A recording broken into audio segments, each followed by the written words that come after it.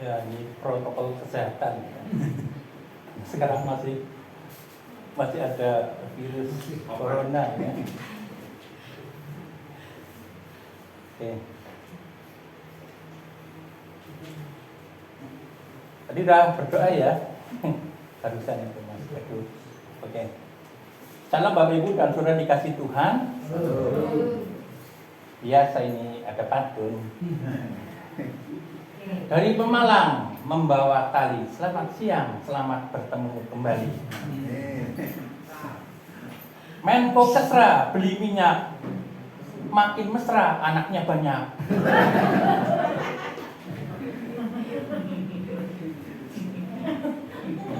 Kali klawing bayane ucul, istri glowing suami macul.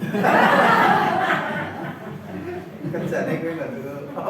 Ya di balik istri yang glowing terkadang ada suami yang kerja keras. Badan kita lega mungkin genjot becak atau macul. Bahkan saya juga pernah dulu itu untuk menambah penghasilan mencari batu-batu kali di kali mengaji. Sampai 2 minggu baru 1 kubik. Sedikit. Pantesan dari banjir di motivasi. Lah iya. Oke, Bapak Ibu dan Saudara dikasih Tuhan, kita akan membuka firman Tuhan di dalam Kejadian 2 ayat 21 sampai 24. Berarti 4 ayat ya. Kejadian 2 ayat 21 sampai 24.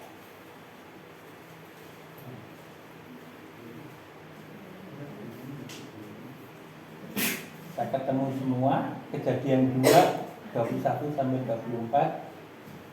Saya membaca yang ayat ayat ganjil dan Bapak Ibu sekalian yang genap. Dari saya dulu. Lalu Tuhan Allah membuat manusia itu tidur nyenyak. Ketika ia tidur, Tuhan Allah mengambil salah satu rusuk daripadanya, lalu menutup tempat itu dengan daging. Dan dari Tuhan Allah dia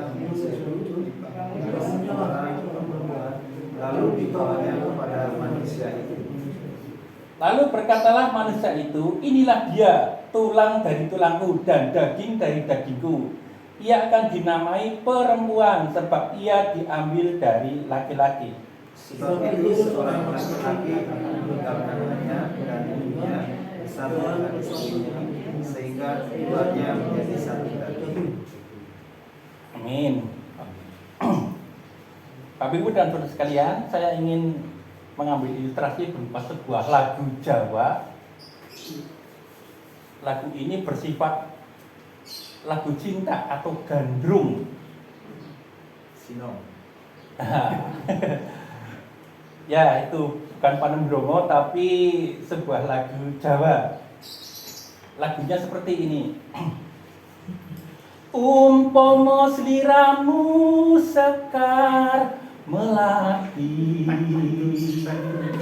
aku gombang ngidam sari. Umpama sliramu margi wong manis, kowe bakal tak liwati. Mikro sak jagat raya elingono ukir lan samudra, nora ilang mamanise atiku, dadi ati selawase. Ini cahayu. Aku kok nemoni lelakon sing kaya ngene. Persis kayak ketoprak. Ya. Ketoprak zaman apa itu? Zaman Rasam sama apa itu dulu Sugiono apa ya? Oke. Pak Gimin, Pak. Ya? Pak Gimin. Oh, Pak Gimin ya, Gimin. Ya betul. Sama Pak Rasam itu yang bisa berperan sebagai Kaman Daka. Masih hafal ya? Ya itu wah, pada nguri-nguri bahasa. Mungkin pada ada yang enggak menangis zaman ini anu. tidak mengalami ya. Nah, Bapak Ibu dan Saudara dikasihi Tuhan, ini sebetulnya lagu gandrung, lagu masa-masa berpacaran. Jadi penuh dengan keindahan dan romantisme. Tetapi itu bukan cinta sesungguhnya, not the real love. That is romantic love. Jadi itu cinta cuma mesra-mesraan. Itu bukan cinta sesungguhnya. Karena tidak ada tanggung jawab dan keterikatan. Nah, cinta sesungguhnya di mana? Ya di dalam memasuki bahtera rumah tangga. Itulah cinta sesungguhnya. Ada tanggung jawab, ada keterikatan. Jadi kalau masa-masa remaja itu kalau cinta berpacaran, tapi kan makan ditanggung masing-masing orang tua, sekolah ditanggung orang tua. Terus apalagi kalau sakit ditanggung orang tua yang membayar. Tapi kalau masuk rumah tangga harus dipikul sendiri, harus mandiri, kudu ketemuan. Tidak bisa kita mengandalkan orang. Tidak bisa kita mengandalkan terus dengan gengsi kita, harga diri kita. Pak, anak kita sakit. Ya harus cari obat, nggak ada uang. Ya gimana caranya nggak pakai gengsi? Utang tetangga, utang mertua, bisa. Tidak ada uang buat belanja. Gimana dengan kreativitas kita? Mungkin kita meminta tetangga untuk apa? Minta godong gandul, dikeluban, dilalap, atau juga daun singkong. Di tempat saya juga ada cakra cikri, tinggal metik. Itu harus ada kreativitas di situ, ketemuan, tidak ada gengsian lagi. Kalau tidak ada duit, nginjot becak, ya nginjot becak, cari batu, gitu. Jadi pernikahan itu adalah the true love, the real love. Bapak Ibu dan Saudara sekalian dikasihi Tuhan, Undang-Undang Nomor 1 Tahun 74, Undang-Undang Perkawinan menganut azas monogami. Satu istri untuk satu suami. Walaupun mungkin ada poligami, itu tidak tertutup kemungkinan ada, tetapi yang sesungguhnya dasar asasnya adalah monogami. Satu suami, satu istri. Bukan sama-sama wanita atau bukan sama-sama pria, tapi harus beda. Ya. Nah, asas monogami ini sesungguhnya sudah diperkenalkan di dalam firman Tuhan. Di dalam Markus 6 ya. Tetapi juga kita kaum orang-orang percaya juga menganut asasnya asas Bhinneka Tunggal Ika. Berbeda-beda tetap satu juga ya. Berbeda-beda tetap satu juga. Kalau kita melihat ayat tadi itu terlihat jelas. Ayat 21 sampai 23 itu berbeda-beda, ada perbedaan suami dan istri. Tetapi ayat 24 ini bersatu, menjadi satu. Jadi di dalam rumah tangga kita dijadikan Tuhan menjadi satu, bukan menjadi sama. Mustahil menjadi sama karena kodratnya berbeda. Bapak Ibu dan Saudara dikasihi Tuhan, saya akan ingin memperkenalkan dua pandangan negatif tentang pernikahan, dua saja. Yang pertama, menikah menimbulkan banyak persoalan atau masalah. Yang pertama, menikah menimbulkan banyak persoalan atau masalah. Ini mitos atau fakta ini? Fakta betul. Iya ya. Tetapi seandainya ada masalah dalam pernikahan itu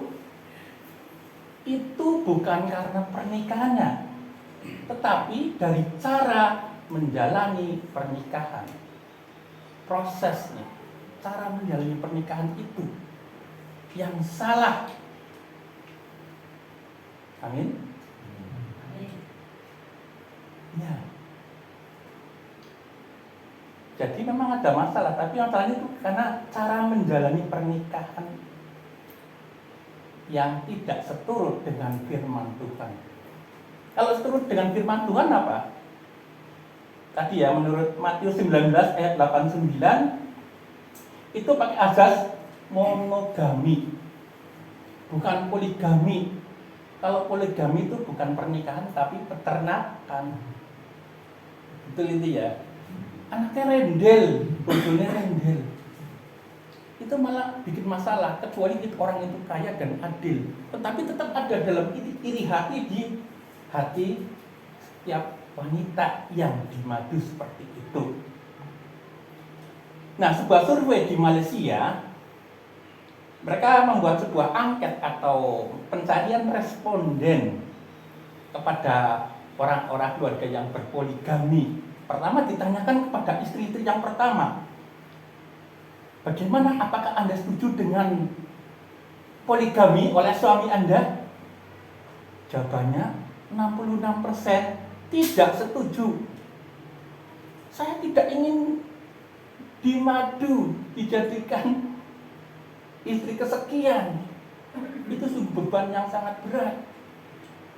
Lalu anak-anak juga ditanya, bagaimana nak? Orang tua kalian poligami, apakah kalian juga mau mengikuti? Jawabannya 90% mereka tidak akan mengikuti orang tuanya dengan cara berpoligami. Hidup nikah berpoligami tidak ingin mereka lakukan, mereka menolak. Ya. Kemudian masalah yang kedua, mungkin cara menjalankan pernikahan yang salah ini karena istri tidak tunduk pada suami. Dikatakan dalam Efesus 5, 22, 23, istri harus tunduk kepada suami. Tunduk artinya menghormati dan menempatkan suami sebagai kepala. Ya. Apapun kondisi suami, baik sakit atau sehat, baik pintar atau kurang pintar, baik gajinya rendah atau gajinya tinggi, baik nganggur atau bekerja, tetap harus dihormati. Memang ada contohnya yang tidak menghormati, karena dia ada suaminya tukang plistur, tapi dia baru harus tutup, kamu harus berangkat, sama istrinya harus berangkat. Lalu uangnya cuma buat nyicil bank harian atau bank BRI, bank Raga Isin. Apa itu? Bank ngecek-ngecek. Kalau BRI kan bakul rames idran. BRI ya dari bank itu yang gemeriti tiap pagi. Utangnya sampai lebih dari 10 orang dari pagi sampai sore. Sampai senja, datang, nagih terus. Jadi dari suami itu tuh nyaur. Hidupnya ya ada nakal sih. Padahal dia nyenengi, mencintai suami orang lain. Dikasih sesuatu ya, dikasih sarung, dikasih ikan dalam apa itu yang dibelikan sampai satu kalau apa itu dikasihkan. Nah itu. Jadi itu kesalahan, jangan sampai kita tiru-tiru atau mengikuti. Kemudian mungkin cara menjalin pernikahan yang salah yang berikutnya adalah suami tidak mengasihi istri. Tidak mengasihi istri. Kadangkala KDRT ya. KDRT, kekerasan dalam rumah teguh bukan ya. Rumah tangga Mas Teguh Pak Teguh juga sangat setia ya. Jadi itu ya, ada KDRT, suami mudah main pukul, minta uang sini buat beli rokok, beli togel. Kalau enggak ya pak. Kasihan, itu jadi sansa. Kemudian mungkin berikutnya ini ya, mungkin saja ini. Cara menjalankan yang salah adalah suami mata keranjang. Oh suami, istri apa bisa nggak mata keranjang? Bisa ya. Nah ini ada ultimatum dari Tuhan. Matius 5 ayat 28. Tetapi aku berkata kepadamu, setiap orang yang memandang perempuan serta menginginkannya sudah bersinah dengan dia di dalam hatinya. Bersinah tidak perlu kumpul kebo, tidak perlu satu rumah, tidak perlu berpelukan atau apa. Tapi bersinah juga cukup dengan cara memandang dan menginginkan saja seorang wanita atau seorang pria.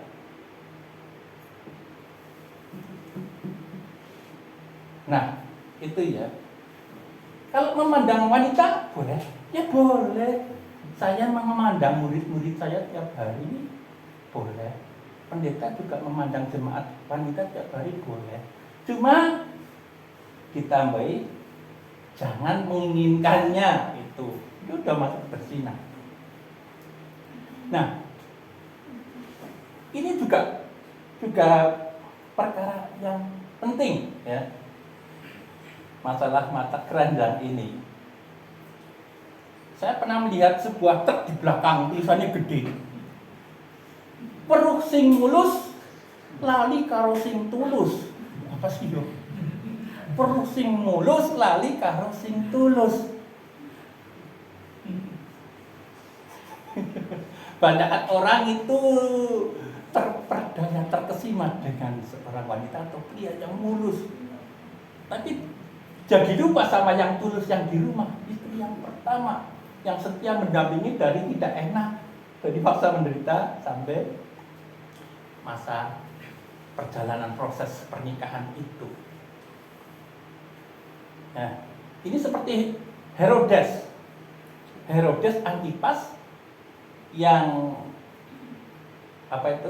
mengambil istri Herodias, tapi ditegur sama Yohanes Pembaptis, seorang nabi ya, Yohanes Pembaptis. Tidak baik kamu mengambil istri dari keluarga miskin dari darah dagingmu. Tersinggung gitu Herodias. Ya kapan aneh. Pas lagi Herodes ulang tahun, tamu-tamu pembesar raja datang semua merayakan. Sementara Herodes dengan porsinya yang pandang melihat segala hiburan yang ada. Salah satu hiburannya apa? Tarian dari Salome. Salome siapa? Anaknya Herodias atau anak tirinya si Herodes itu. Dia nggak tahu Herodes itu, nggak diperkenalkan mungkin ya. Lalu Herodias itu menari dengan sangat indahnya, mungkin seperti tari perut di negeri-negeri Timur Tengah. Ding-teng, nek-teng, ding-teng, nek-teng, nek-teng, ding-teng, nek-teng, ding-teng. Doh. Nah mungkin Herodesnya ding-deng, ding-deng, nek-teng, ding-deng. Terpedaya, terpukau, meliuk-liuk, wah betapa indahnya seorang wanita muda dan cantik.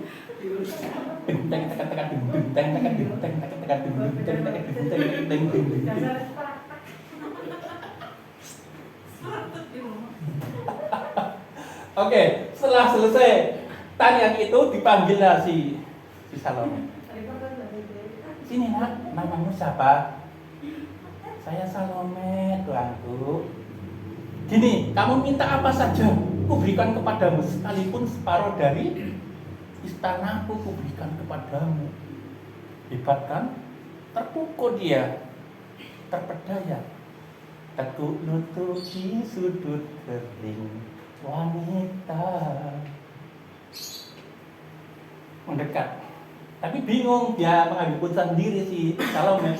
Minta pertimbangan sama ibunya. Bu, saya ditawari sama bapak itu, minta apa saja diberikan setelah saya nari. Gampang.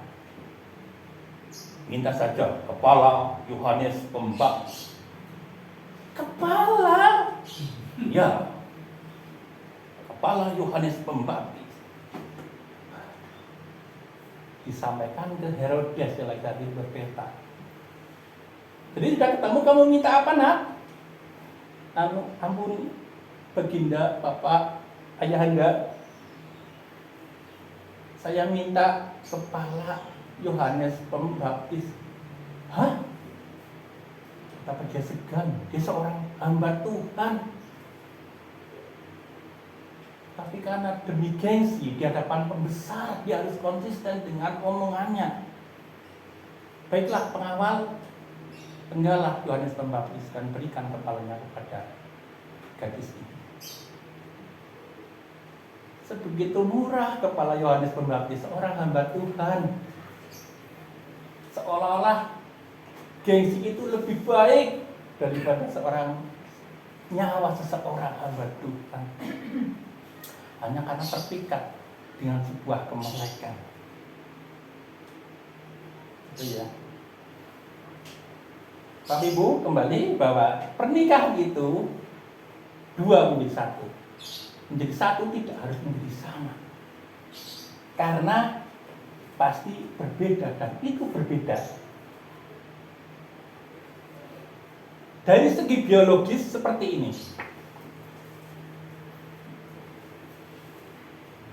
Kalau wanita dan laki-laki itu berhubungan, lalu ada pertemuan antara spermatozoid dan ovum.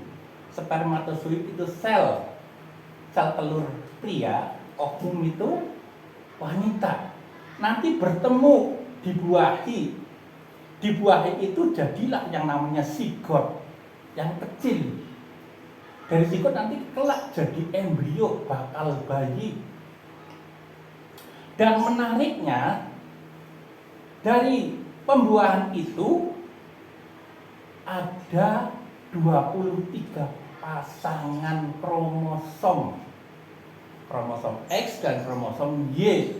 Kromosom pria dan wanita ada 23.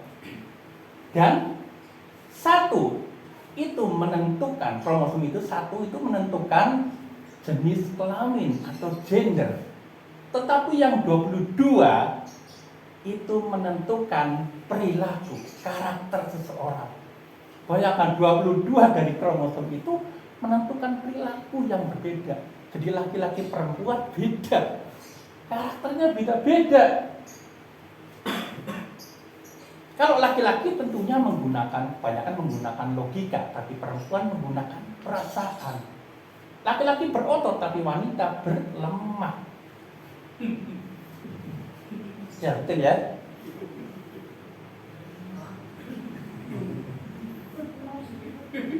Lah iya, gember-gember. Ya sama-sama ada lemaknya itu. Kalau saya juga ada ini.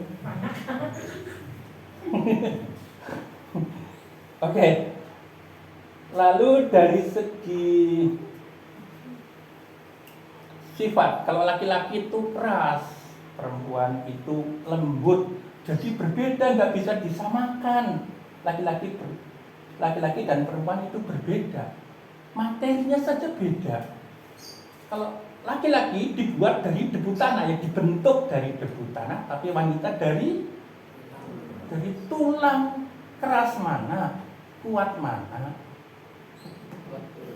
Kuat tulang jelas.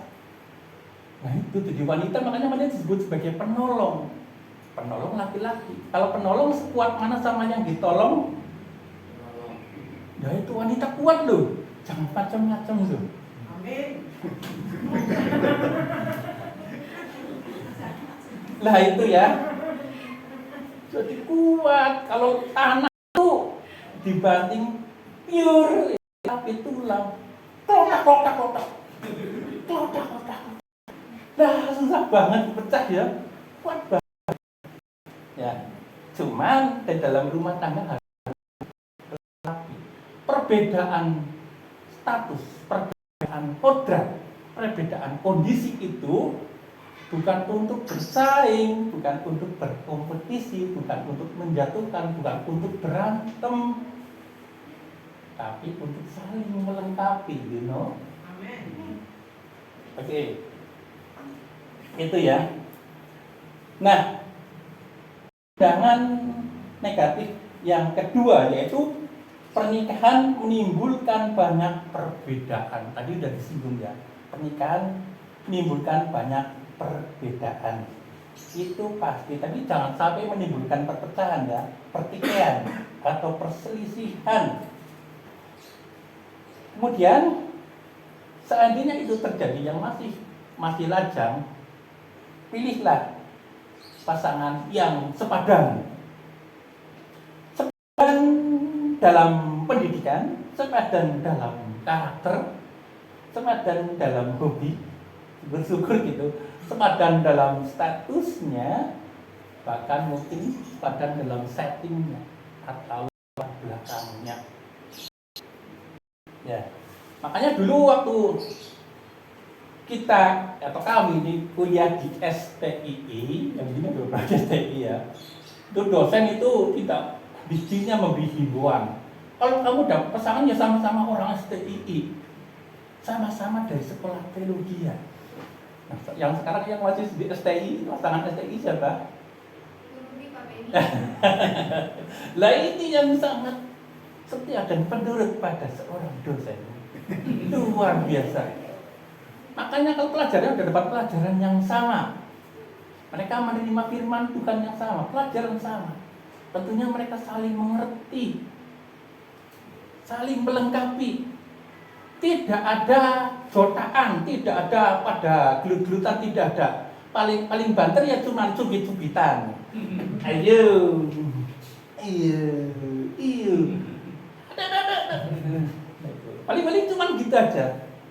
Tapi tetap kembali lagi di dalam kedamaian. Itu tidak berlarut-larut. Nah, itu sebenarnya kita juga sama ya. Jadi kita kalau ini ada pertengkaran dengan istri, itu cepat-cepat diselesaikan saja. Saya pernah memberikan tantangan kepada seorang pendeta, Pak Matius Haryono, pendeta GPDI ya, waktu itu baru aja menikah. Pak pendeta, ya, Bapak berani menjamin enggak dalam pernikahan ini nanti tidak ada pertengkaran sama sekali?